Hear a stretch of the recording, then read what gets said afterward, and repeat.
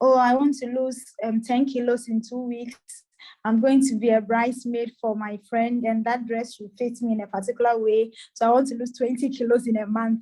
And sometimes I'm wondering how that can even be possible, because and this is usually my response. If I knew how you were going to lose weight 20 kilos in a month, I won't show you, because your body may not be able to adapt to everything that your body has to adapt to. So good evening, everybody. This is Saharan Sab, and you're welcome to episode 5 of Tales by Moonlight. And tonight, today, we'll be looking at weight loss and weight gain, how to use your diet to control. Is it possible? Some of the questions I've gotten already for some people who have seen the topic, they are wondering if it's really possible to control your weight using your diet. So that's what we're going to be looking at tonight. And our facilitator, Dr. Mary, a dietitian consultant. Her brand is Diet Trust. She's also a lecturer. I won't tell you the university. Maybe she will say that herself. I don't know if she want to say that.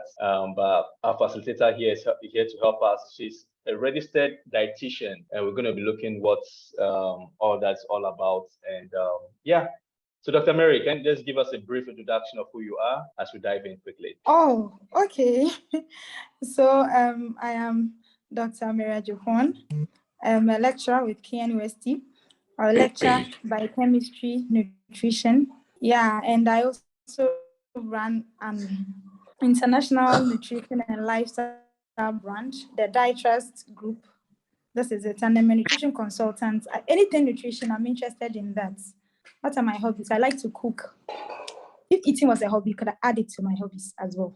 Yeah, so are you a registered, Dr. Mary, are you a registered dietitian, like registered or recognized by a body in Ghana, or you just added a registered dietitian to your name? Okay, so I'm a nutrition consultant trained by Michigan State University. So then I'm also a registered dietitian from the Allied Health Professions Council. That's a body in Ghana that regulates dietitians and other allied health professionals. Yeah. So I'm registered. Okay, great. So you mentioned nutritionist or nutrition. That's your PhD you had from Michigan State University. And in Ghana as well, you're registered as a dietitian. What's the difference between a dietitian and a nutritionist? Is there similarity? Is there a difference? Can you just shed some light quickly? Oh, okay. Yeah. So every dietitian is a nutritionist, but not every nutritionist is a dietitian. Let me explain. So we all go to school. Even if you want to be a dietitian, we study the nutrition program where we learn how food will affect health, how nutrients will affect health in general. But when it comes to dietitian, we take additional courses that helps us with what we call medical nutrition therapy. So nutritionists then have this, they know the nutritional sciences, they can apply it in a lot of areas in terms of public health, etc. So, but when it comes to being a dietitian, you have taken extra courses that can help you in management of health conditions, specific health conditions with diet. Oh, so being a dietitian is certified in Ghana. Yeah. So like diet is tied to health, to your well-being generally, and the nutrition is. So that's what. So usually nutritionists in Ghana, nutritionists who are into public health, community engagement. Sometimes some of them are also in hospitals helping manage malnutrition cases and all that. But basically, nutritionists, we have what we call the public health approach, where they are in communities trying to solve problems before they become, they get out of hand, or before people can develop certain complications. That's the preventive approach when it comes to a nutritionist. But when it comes to dietetics, basically that is therapy, medical nutrition therapy for specific illnesses and conditions. Very interesting. Very interesting. Yeah. I think you said you did human nutrition, right? At your PhD level, human nutrition. So you know a lot about the human nutrition and everything. So we are in safe hands. But I just need to clarify this before we proceed. That we are talking to the right people, and we're talking to the right person, and you're not wasting our time tonight. We could be somewhere else doing other things. So please, we just have to confirm. Bear with us. All right. So usually we have these calls in a conversation style. And I believe you have a short presentation you want to do, just for some 15 minutes or so, as you said. So please can take it over from here. Okay. Thank you very much for the platform. I'm actually happy to be here. Sub-Sahara group, I'm happy to be here. Thanks for the platform. So, by popular request, a number of people will ask me about weight loss. So my short presentation will be about weight loss. But when we finish, I know there'll be questions about how to gain weight with dieting. I'll be ready to do justice to it. So I want to give you 10, when it comes to weight loss, there are some 10 things everybody who wants to lose weight should know. At least if you know this, it can guide you make good decisions when it comes to your choices and what you do to lose weight. The first thing I will say is that weight loss is a journey and not a destination. Weight loss is a journey and not a destination. So I've had calls where individuals call me, oh, I want to lose 10 kilos in 2 weeks. I'm going to be a bridesmaid for my friend, and that dress should fit me in a particular way. So I want to lose 20 kilos in a month. And sometimes I'm wondering how that can even be possible, because and this is usually my response. If I knew how you were going to lose weight 20 kilos in a month, I won't show you, because your body may not be able to adapt to everything that your body has to adapt to. So it's not convenient, and it's not even helpful in any situation. But I realize that sometimes when people want to lose weight, all they are thinking about is the destination. They want to lose weight 20 kilos in 1 month. So sometimes desperately, however they will get there, they will do anything to get there. And that is not the right approach in losing weight. Else you will stick to some things that are not so helpful. Let's take this scenario. I'm in Kumasi, so if I'm traveling, so there are 2 people who are traveling from Kumasi to Accra. So regardless of how I can get there, I don't mind whether I get there with my suitcase, whether with my arm broken, whether with my tooth off. I don't mind. All I have to do is to get to Accra at this point. While person B can make a thoughtful decision, which means how am I getting to Accra? Am I taking VIP? Am I going by flight? I really like to look at the landscape while I travel. Or maybe I can even go to Linda Door and grab a snack. So I realize that person B is actually enjoying the journey from one point to the other. And that may even be safer than you just thinking of, I want to get to Accra no matter what. I realized that in desperation, when people want to lose weight, sometimes they want to go for anything. Some people would go for pills that do not work, pills that have health complications. And I personally know people who have ended up in ICUs just because they wanted to lose weight and because of the approaches they took. So in the end, the person may lose the weight. Yes, the person has lost 20 kilos in whatever duration that they want to, but they have some health complications. So in my opinion, is that what you want? Did you pay money to someone to coach you, or did you decide to lose weight? In the end, in our traditional setting, you've used money to buy a disease for yourself. Because I know people who are managing high blood cholesterol as a result of a certain weight loss method they chose. You get to so approach. When people come and see me, it's a journey. So in the end, what you learn on the journey is important, and that is what is going to help you in your sustainability.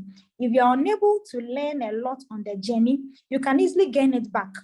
But if it takes you a month to lose maybe 4 kilos, at least in 28 days, there may be some mistakes, some ups and downs, and you will learn to know how your body can respond to certain diseases and certain foods, and how it can even lose weight with certain foods as prescribed by the coach. So the first thing I want you to know is that see it as a journey and not just getting to a particular destination. The next thing you want to know when you want to lose weight is, one thing is you have to ask yourself the reason why you are losing weight, because without a motivation, you are not going to go anywhere. So are you ready? If you are ready, what is your motivation? If you lose that motivation, you are not going to lose the weight. So there are many people who want to lose weight for cosmetic purposes. They want to look good. They want to keep in shape. There are a number of people who may also have maybe chronic conditions that the doctors advise that maybe before they can get better, they have to lose weight. Then there are some other people who may also have some specific conditions. Maybe they have family history of diabetes, hypertension, some chronic complications. And by losing weight, at least it reduces their risk of developing some such complications. So no matter the reasons why you are losing weight, you want to be sure that you are ready, because it's going to it will involve what I call a lifestyle change. So it's just not you getting to a particular point. because there's a lot of changes that your body will have to go through. There is something we call even your cognition, how you think about food, etc. It's more than just standing on the scale and just losing some weight. So you want to make sure that psychologically you are ready to take this journey. So when it comes to losing weight, the third point, some people think that they have to skip meals before they can lose weight. So I have a number of people who are, and if you are on this platform and you have done it, you know that it hasn't worked. Example, people think that, oh, let me cut down breakfast and let me cut down dinner and let me make sure that I eat one heavy meal. The truth is that if you do this, you are priming your system for starvation. And when your system is primed for starvation, you are not going to lose the weight. So don't tell yourself that you are going to skip a meal because you want to lose weight. Never skip a meal to want to lose weight. You may want to eat your breakfast, lunch, dinner. However, you may want to you may want to check your portions, etc. That's why maybe you need an expert, a nutrition expert, to help you. And also you have to be careful, because if you have a heart disease and you will not go and see a dentist to help you manage your heart disease, that it's the same way as losing weight. If you want to lose weight, you want to see a nutritionist, not anybody who has branded themselves in a particular way. You want to make sure that you are seeing the right expert.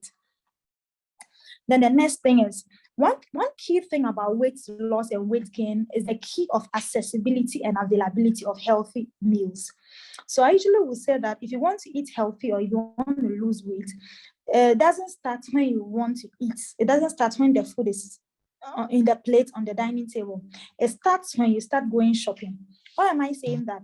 What you buy when you go shopping, okay, is what you are going to put in your fridge, and that's what is going to inform you. So let's imagine someone who goes to the supermarket and buys healthy options, whole foods, fruits, vegetables, quality proteins, healthy proteins, etc. And let's imagine someone who goes to the supermarket and all they are buying are fizzy drinks, high refined carbohydrate diet, etc. So in the end, you realize that when you are hungry at 7 p.m. or 9 p.m. and you look inside your fridge and you have a fruit portion, it's possible you are taking the fruit and you are going to eat it. But when you are hungry and the only thing you have is a soft drink, that's what you are going to take. So whatever you have in your fridge, that's a weight loss journey. Number 5.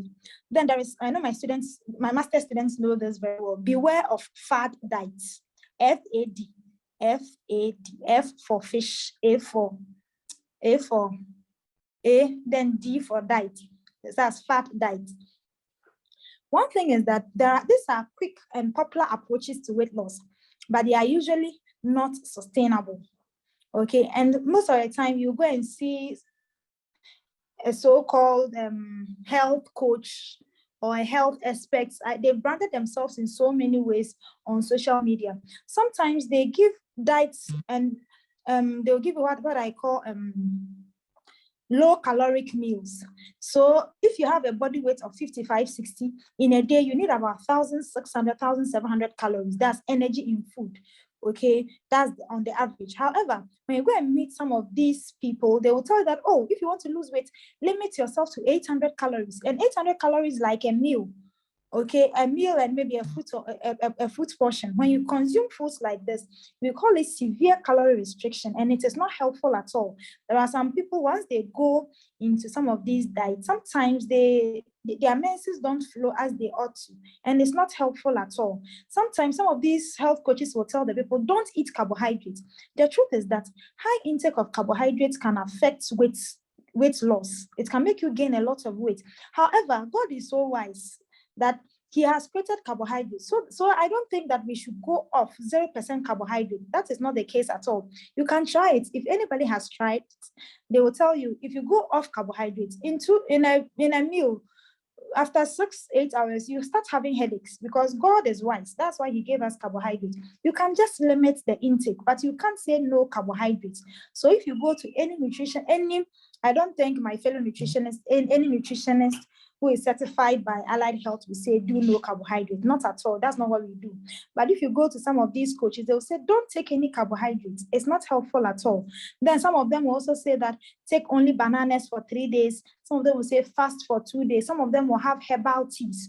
One lady told me that what they gave her looks like a herbal tea, but when she looks at it, it looks like it's just Lipton. We all know Lipton. Lipton is black tea, a brand of black tea in Ghana. And it looks like it's just a black tea that they have taken the yellow label. So it is not, there is nothing weight loss about it, but they will tell you that not to eat for 3 days and just be drinking that. The truth is, if you drink water and you starve yourself for 3 days, you will lose some weight. But how sustainable is this? How long will you be able to be on such a diet? Then the next thing, number 6, I've done 10 minutes. Number 6, eat balanced meals but exercise portion control. We have food groups. We have the energizers, that's the energy giving food. We have the bodybuilders, that's the proteins, the beans, the fish, etc. Then we have energizers, that's the energy giving foods. We have vitamins, we have fats and oil, etc. You want to make sure that your food has all these food groups, but in their right proportions. That's the reason why you will need a nutritionist. Never say that I am cutting fat out of my food. As much as fats have been branded as being bad, fats have roles to play in the human body with regards to our cell membranes, etc. So you don't want to cut fats out of your meals. That's why you will need a professional to guide you in making all these decisions. However, you would also want to make sure that you take out junk from your food.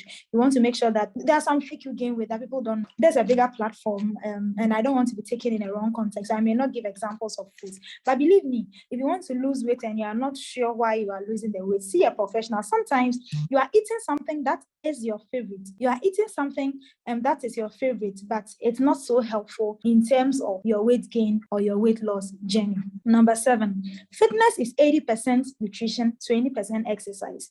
The first thing you hear most people say when they think of losing weight is, I'm going to the gym. Oh, I've been to the gym for 2 months. I've not seen the desired results. What you don't know is that exercise is only 20% and nutrition is 80%. So as much as you are exercising, you want to make sure that you are working on your diet as well. So that's fitness. And one thing is that there are some people who eat what they are supposed to, who exercise, all right, do the exercise, physical activity, everything they have to do. But remember, that's only 20%. And my students here will know that, and every student here will know that 20% is an F, seriously, because they will exercise and go back and eat the unhealthy stuff. Okay, but I think that if you have a balance between nutrition and exercise based on this information, you are going to go a long way. And then number 8, the sustainability approach. Ask yourself, the method I'm going to lose to weight or to gain weight, is it sustainable? If someone says, I'm giving you a diet plan, can you be on it for the rest of your life? If you cannot be on it for the rest of your life, you are speaking to the wrong person, and that is the wrong approach. Make sure that whatever you are given, that's why I will recommend medical nutrition therapy for you when you want to lose weight, because it's when you go to Confanochi, when you go to college, when you go to any hospital in Ghana, okay, that is the way by which we lose weight. That's the way doctors prescribe that we lose weight, and that's what we teach in care anyway. So that's the right approach. There are different approaches. So that's what I recommend, because it's tried and tested and is really, really helpful. Okay, number 9. There is difference between dieting. So Sahara asked me about dietitian and nutritionist. But the term dieting and nutrition, they are two different things. When someone uses the word dieting, usually they are talking about people cutting off food groups, etc. But you want to think about nutrition. How can I nourish my body? Yes, I want to lose weight, but does it mean that I have to eat like a poor person? Does it mean that I have to cut out some things from my meal so that I don't eat the right food that I'm supposed to eat? I think that even in your weight loss journey, you want to make sure that you are so nourished. Okay, you have enough proteins, enough carbohydrates, and that you are not restricting yourself. Okay, so that's one thing you want to have at the back of your mind. Then the last point is about the detox trend. The detox trend, where some people think that you have to detox once a year, twice a year, etc. I know it's the beginning of the year, and a lot of people have started taking monies from you that, oh, we need a detox, you have to take a detox, whatever. Please, we are scientists. As scientists, let's get something straight. Remember that your body has the lever. There are so many ways by which your body can detoxify itself. And I quote the British Dietetics Association. The last time I checked, they said detox is nonsense, in quotes.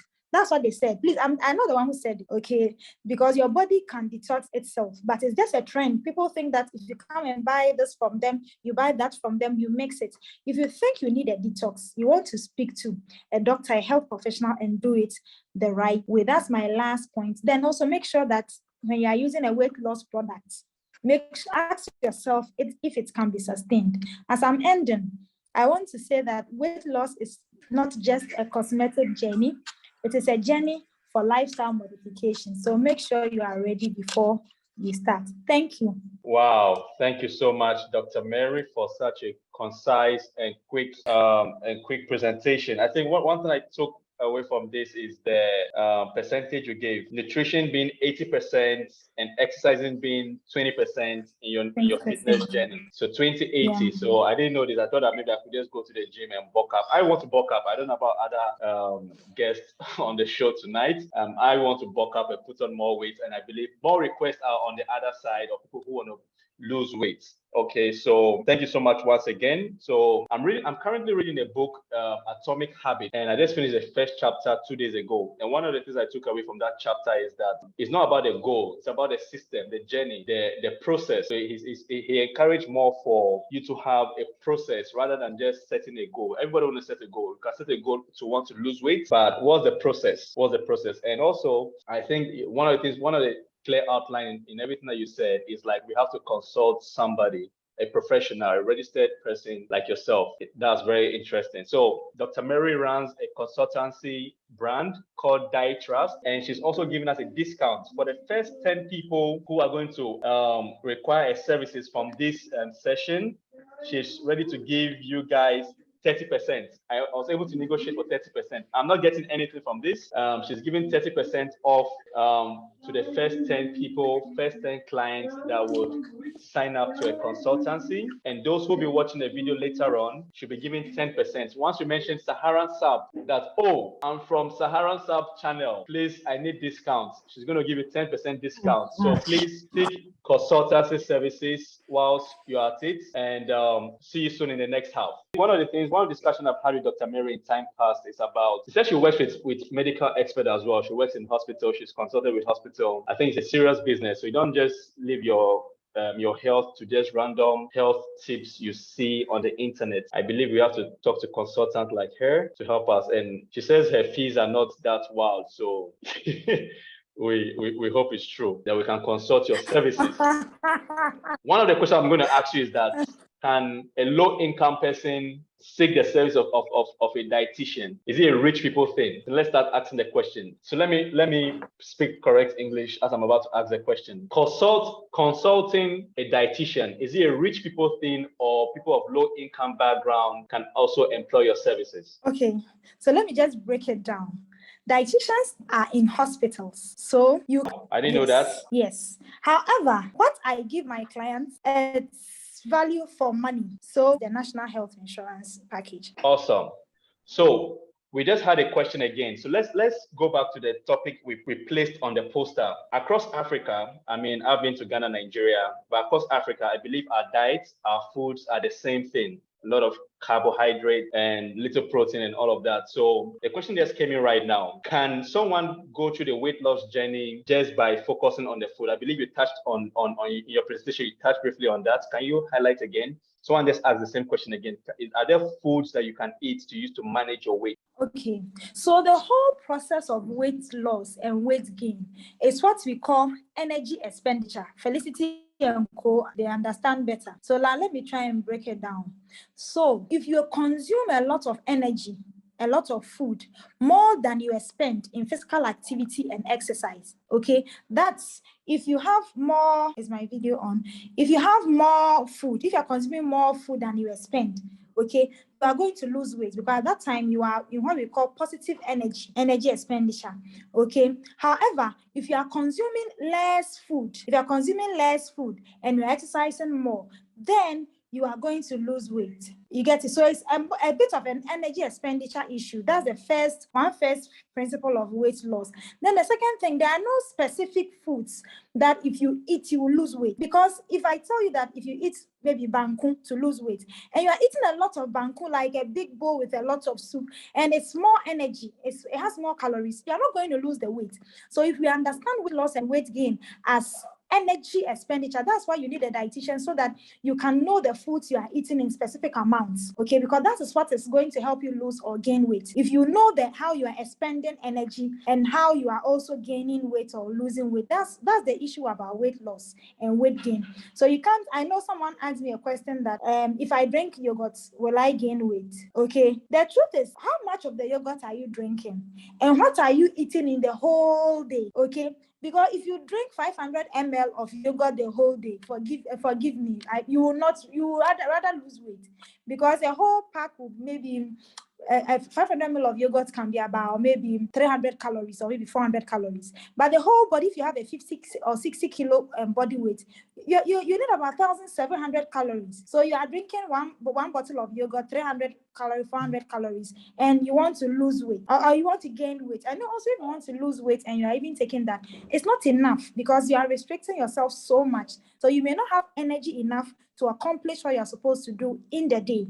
So weight loss, if we see it more as an energy expenditure issue, it's better than looking at specific foods, because you can use rice to lose weight, okay, but the quantity. You can use banku to lose weight, okay, but the quantity. I don't know if I've answered the question, but these are my thoughts. I think it makes a lot of sense. When I was quite younger, I had a cousin who's on the bigger side, but when I go stay with them, I usually think that, okay, maybe he eats a lot, maybe that's why he's big. Like, but when I go to the house, like, we barely eat the same ration, but it's always like he's big. So I don't know if this kind of explains, or is it hereditary? Are some people predisposed to hereditary factors, or this other thing you're talking about, energy conservation, or say energy what again? Okay, so now let me pick the genetic aspect. I'll answer it in two forms. There are some people who may be primed to gaining weight, but let me answer it from this angle. Someone said something some time back, and it made a lot of sense to me. She said that chronic diseases may not run in families, but eating habits do. So weight gain, okay, may run in families. I'm not saying it doesn't, okay, but eating habits also run in families. So someone can say that maybe because my parents are big or whatever, I'm also big. But maybe the genetic component of this is not so much.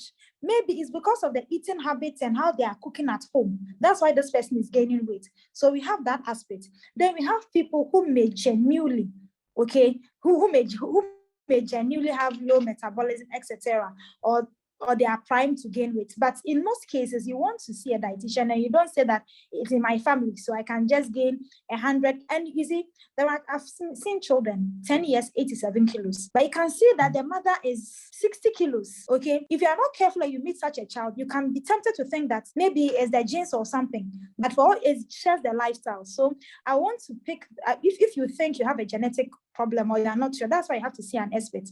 Because I think for me, even for people that in my mind, I thought maybe it could be genetic, when they adjusted their diets, there was an improvement. So, well, I don't have the means to assess the genes of individuals to know if they have certain obesogenic genes and all, but you would want to check your lifestyle before you blame your genes. Thank you. Okay. Thank you very much, Dr. Mary. Very insightful bit on the metabolism activities and to control weight and lose weight. And there's a question earlier before. It's a question here, but I think you've answered it from what you just said. Where does it fall between, okay, let me see, please, what does about genetic? All right, I think we've answered the questions that were asked earlier. So at this point, I'm going to open the floor. And as I mentioned, Dr. Mary is giving us a heavy discount of 30%. She mentioned she has different packages, 1 month package, 2 months, and 3 months or so. And she says that the first 10 people who come from this channel to use her services, she's giving us 30% off for the first 10 people from this. But if you watch the recording later on, those of you watching after the live session, she's going to give it 10%. Just mention Saharan South.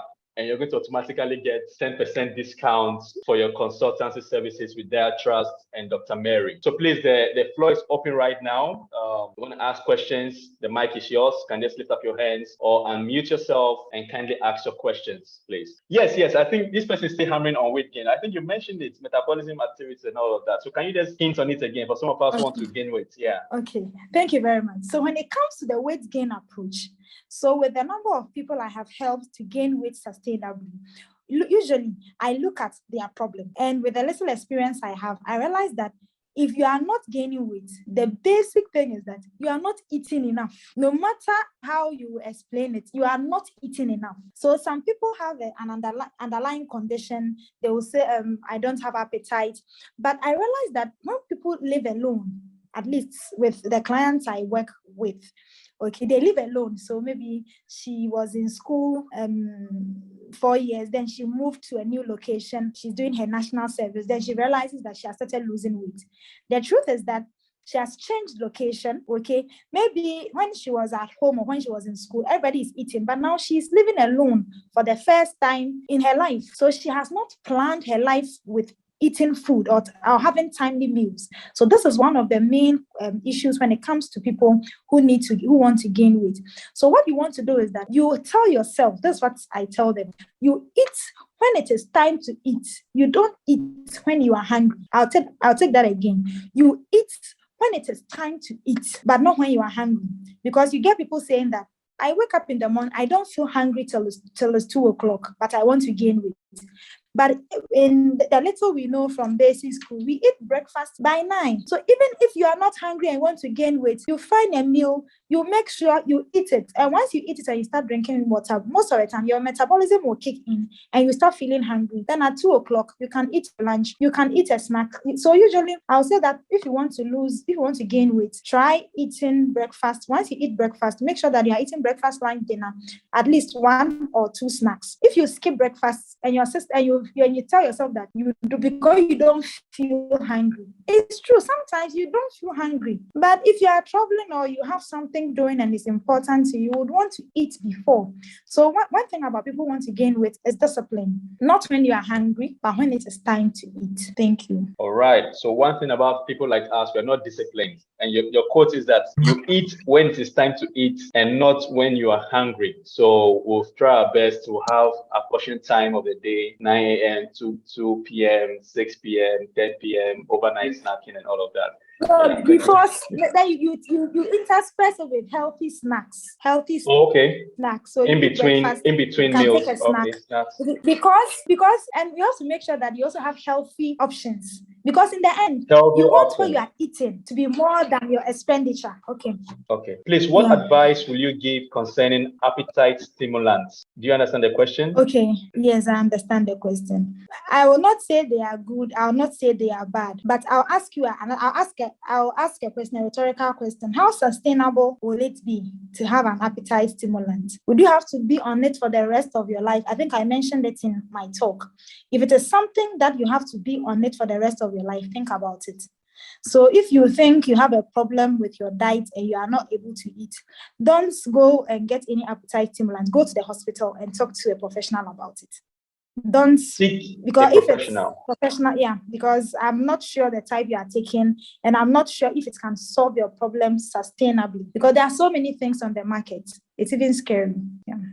All right. Thank you for that. Please, you can unmute yourself and ask your questions. We have Dr. Mary here, our facilitator, to help us tonight. Time for Q&A, question and answers. I have a question, please.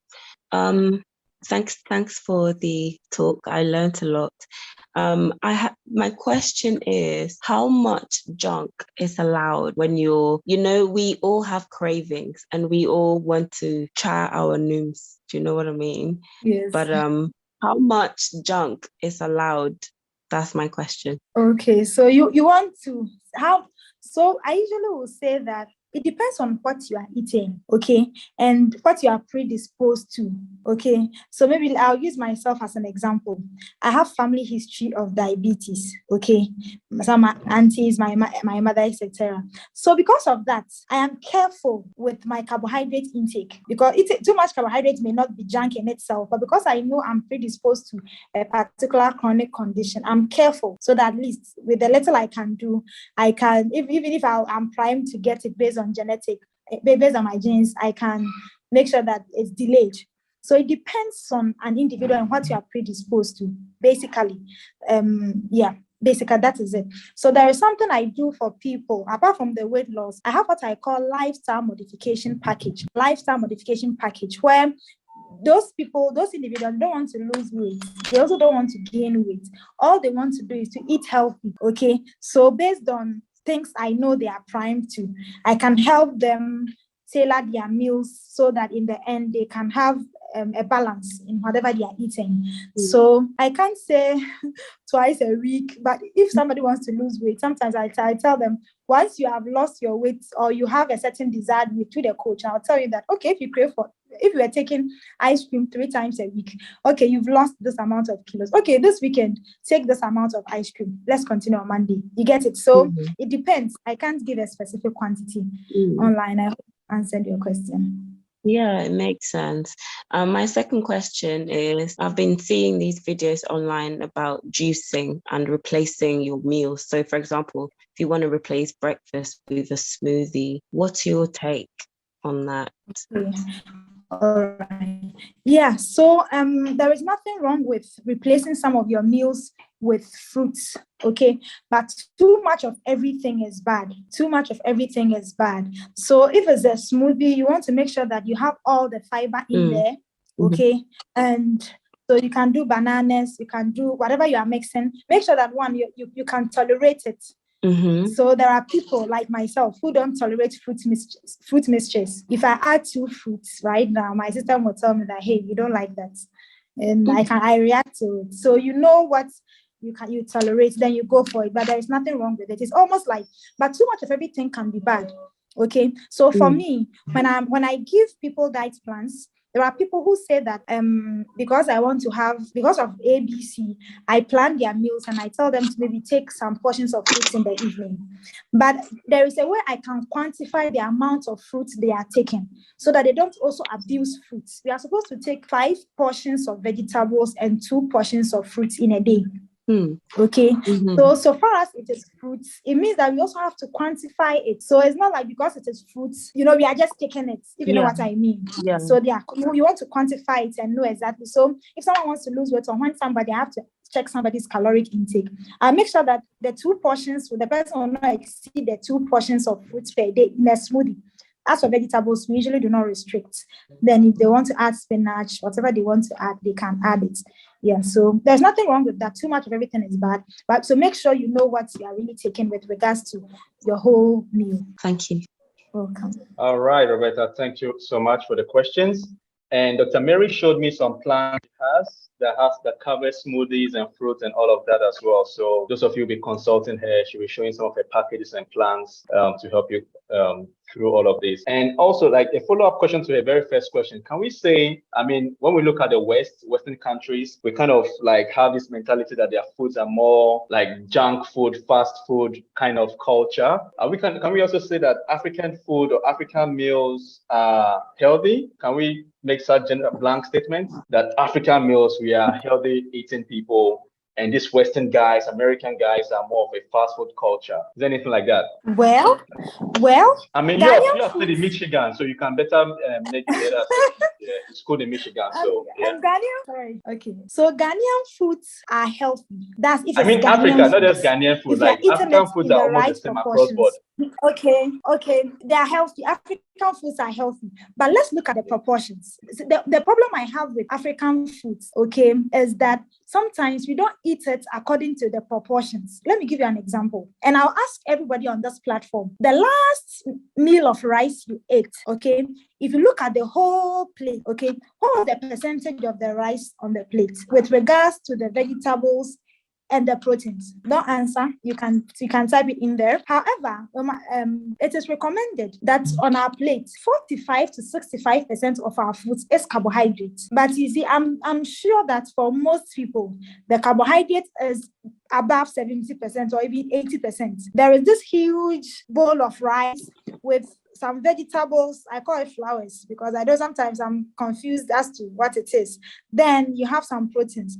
This is so the proportions, because when you come to Ghana foods, we have vegetables, we have kontomire, we have garden eggs, we have bokoboko, we have alefu, we have green leafy vegetables. When it comes to proteins, we have poultry, we have fish, we have dairies, we have even smoked fish, we have meat, we have eggs. When it comes to fruits, we have pineapples, we have bananas. When it comes to nuts, we have groundnuts. We have the food, but sometimes the problem is the proportions. Sometimes we are combining the foods, and there is this myth that people will say that healthy food is expensive. The truth is that falling sick is more expensive. Wow. Thank you. Yeah. That was such a high note to end. Yeah, end this on a high. I was expecting more. All right, and we have a question here that says that thanks for this session. I want to know about belly fat. What if I don't want to lose weight, but I want to reduce the size of my stomach? I can answer this one. Do abdominal exercise. Yeah. I'm just kidding. What do you think about this? The person doesn't want to lose general weight, but want to focus on the belly fat area. Is there an approach you can recommend? Yeah, we can talk about it back though. It's not something I can share because there are a lot of considerations I have to consider. I can't say something for the whole population. So she's asking specific questions. So if that's really what you want, we can talk about it backstage. I have to consider your breakfast, your lunch, your dinner, and there are some considerations I'll make before I give such I think a lot of us are interested in that particular subject. Oh, really? Yes. Okay. Guys and ladies are interested in losing belly fat. So basically, summer body. Juliet says she needs that too. So basically, I can't give something. I can't give a plan online. I can only give tips and hints. Remember, I'm not mentioning even specific foods for specific conditions. So I can't. If I tell you you know what, I talked about energy expenditure, right? So if I tell you eat banana, you have flat tummy. Based on what I have told you, it's a lie. Like, you can't eat banana and have a flat tummy. The quantity, the timing, and everything is important.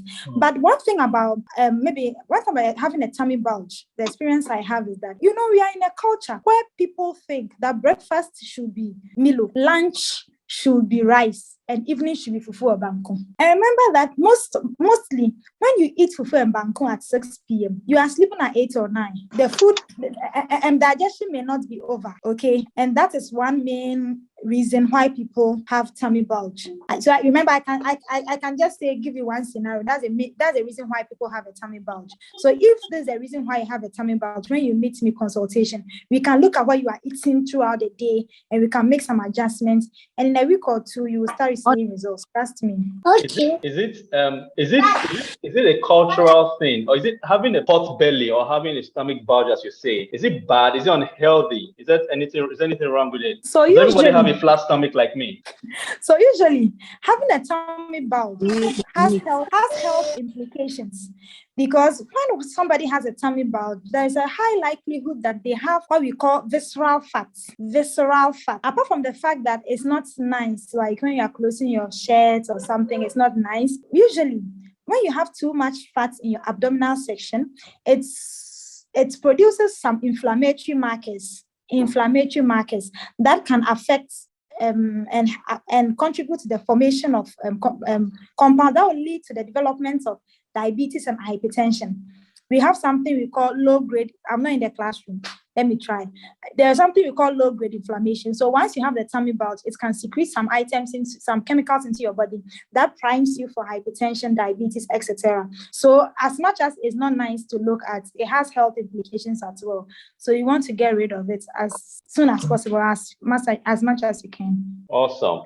So we'll fit nicely into the dress, and we're also healthy at the same time. So please, the floor is open. The mic is available. Questions, please. So Dr. Mary is giving us 30%, a whooping 30% discount from everybody who's coming. The first 10 people coming from this live session to seek hair consultancy services. And if you're watching the video later on, you have a 10% discount. Just mention Saharan South. It's a magic word, and you have 10% discount to hair consultancy services. She's Michigan trained, so even though you are in the US, she can also attend to your needs, and then anywhere you find yourself in Africa as well. So yeah, so please, questions please, before we wrap up. It's a very interesting session. I've learned a lot. And someone asked me earlier if you have verifiable results, like you're just talking. Who is this lady that's talking a lot? Do you have verifiable results? So she sent me some images. I don't know if it's visible on the screen right now. Can we see my screen? Can I get feedback? Yes.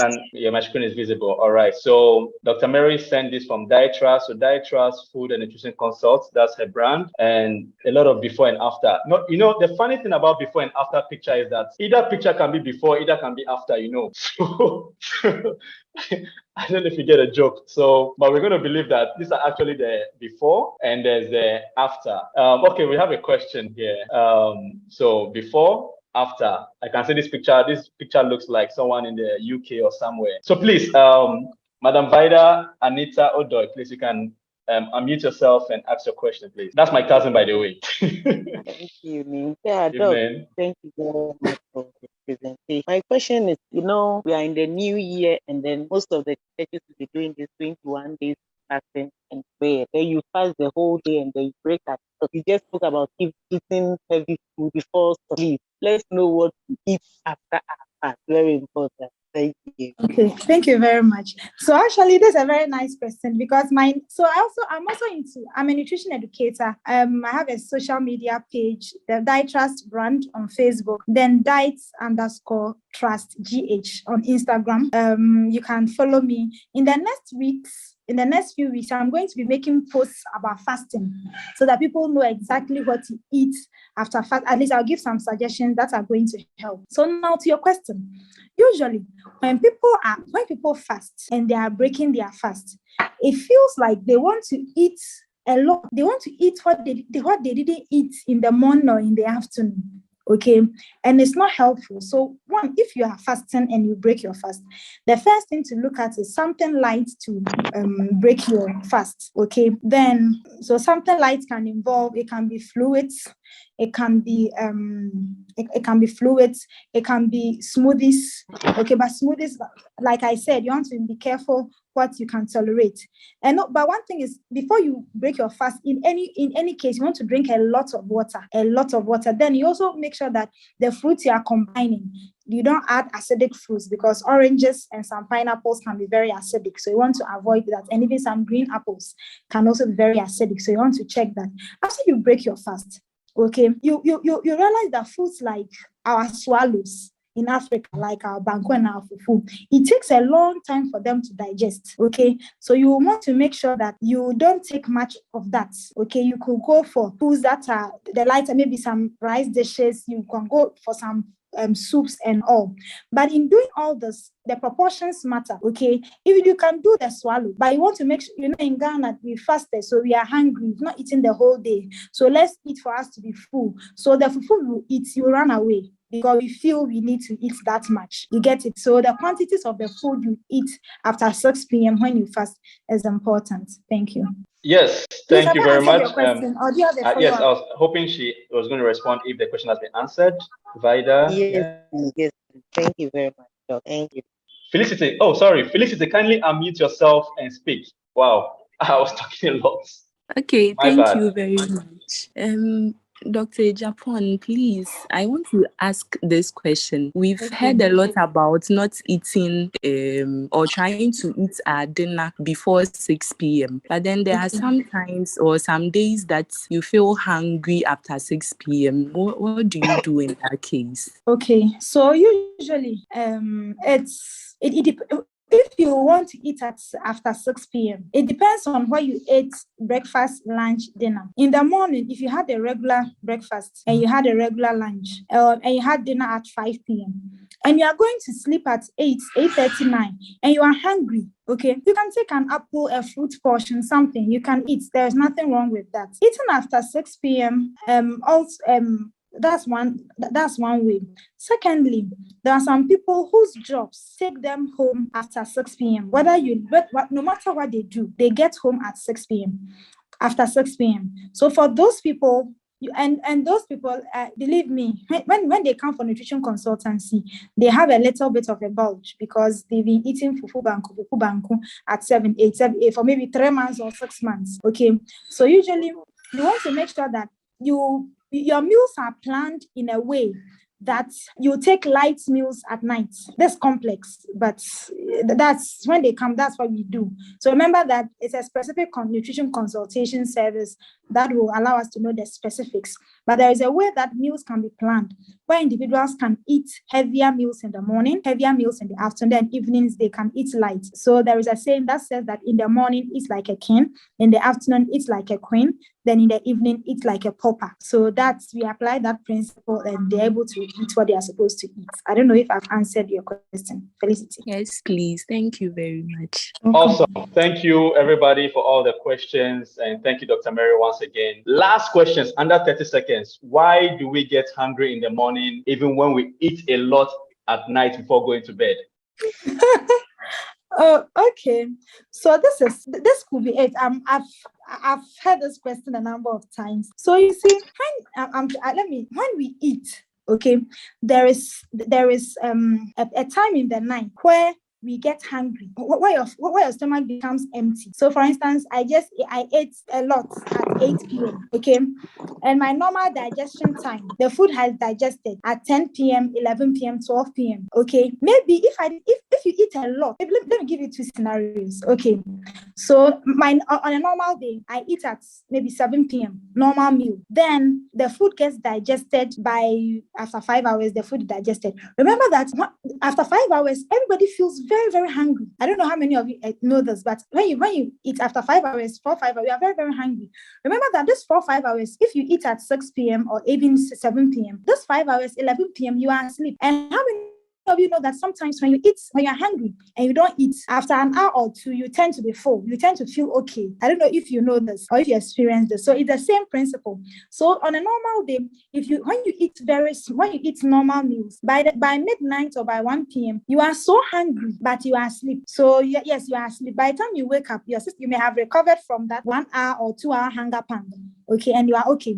So by the time you wake up in the morning, you are okay because you didn't feel that hunger because you were asleep. So now let's look at the days where you eat so heavy. Remember that when you eat so heavy, okay, when you eat so heavy, it takes a long period of time for digestion to complete. So remember that if you ate around 8 p.m. and it was very, very heavy, remember that maybe by 4, 5 a.m., the food has now been digested, or digestion is now complete. So now you feel the emptiness at 6 o'clock. I don't know if I'm making some sense. So that's actually the reason. At least it's one school of thought, and I'm inclined to believe that this is the reason why we get hungry when we eat more. It's the timing and the digestion of the meals. That is a very good school of thought. No more questions, please. I'm sorry, Moses, we can't take any more questions. Thank you, everybody, for coming to this session. Next week, we'll have something on fitness, on weightlifting and all of that, physical exercise. And my channel is Saharan Sab. You're welcome to follow my YouTube channel. Invite your kids to learn about science, engineering, and all the wonderful things out there. And Dr. Mary is giving the first 10 people who will come from this live session 30% discount. Follow her on the channel. We'll share it on all the social media handles. She'll share a handle with us as well. And if you're watching this video later on, just mention Saharan Sab, and she'll give you 10% for all consultancy and fees that you're going to incur. Thank you very much for joining our stream tonight, and God bless you all.